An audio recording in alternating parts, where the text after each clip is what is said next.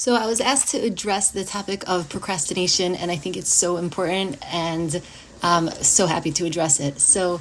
Um, I was asked to address the topic of procrastination, and I think we can all relate to it to a certain extent, whether it's at work or even if it's just with a task that you're pushing off, or even if you're just saying, like, someday I'm going to lose weight, but it just isn't happening, or it could be a project that you're working on.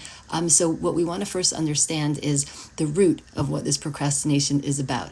And very often, more often than not, it comes from fear of failure or perfectionism, or both, because that's kind of the same thing.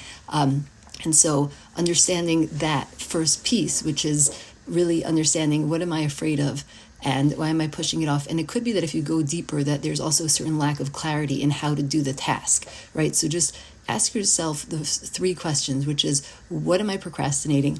Why am I procrastinating it? And what do I need to do? And what do I need to know? Is there anything I need to know more in order to be able to do this? Or if it's just something that I'm not comfortable with because it's out of my comfort zone. And if that's the case, that you're pushing something off because there's a piece of it that is outside of your comfort zone, get excited, because getting out of your comfort zone is literally the best thing for you. We can live 98% of our lives on autopilot, and never change and never grow and never stretch ourselves.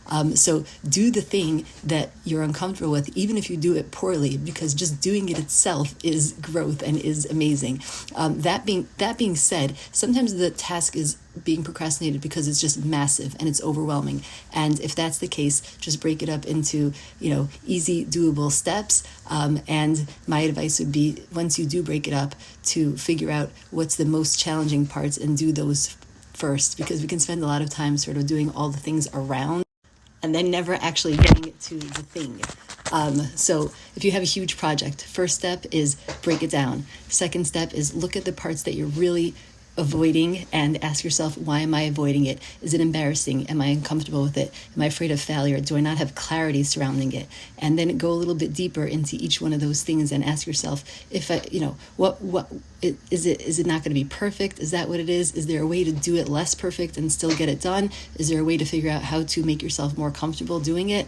And so, just really hone in on what's holding you back, and work with yourself and say, why am I holding back? What am I afraid of? Do I not have enough information? How do I get that information? Do I not have enough courage? How do I get that courage? Am I afraid of failure? How do I get past that fear of failure?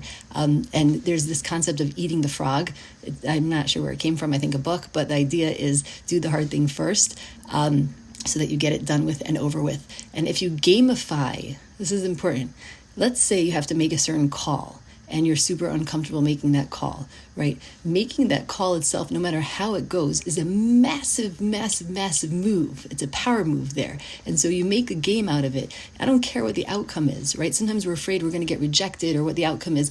But if we understand that the call itself is the growth, the call itself is what's going to level me up, right? So the outcome is the outcome. And then there's this piece of just trusting that at the end of the day, God's in charge. God controls the outcomes. I don't have to make anything happen. When I understand that I don't have to make anything happen, I can do my calls or send that email or do that task with a lighter touch, trusting that I do my hishtadlus because it's a mitzvah, we're supposed to do hishtadlus, but I don't control outcomes.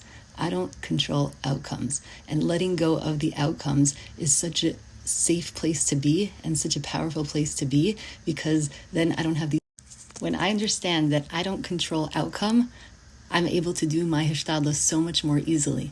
So I think the saying is, Lo lacha hamlacha ligmor, v'lo ata ben chorin lehivatel mimena. So it's not on you to complete the task. Whatever happens is going to happen, but you're also not free from doing it. And with that attitude, which is such a beautiful attitude, you can do anything and you can sort of let go. Just let go. Do it with a light touch. Do what you got to do and let go. And if you're lacking a certain skill or knowledge, so go ahead and get that knowledge. But if it's just fear or lack of courage holding you back, trust that you don't have to make anything happen. You just got to do your part.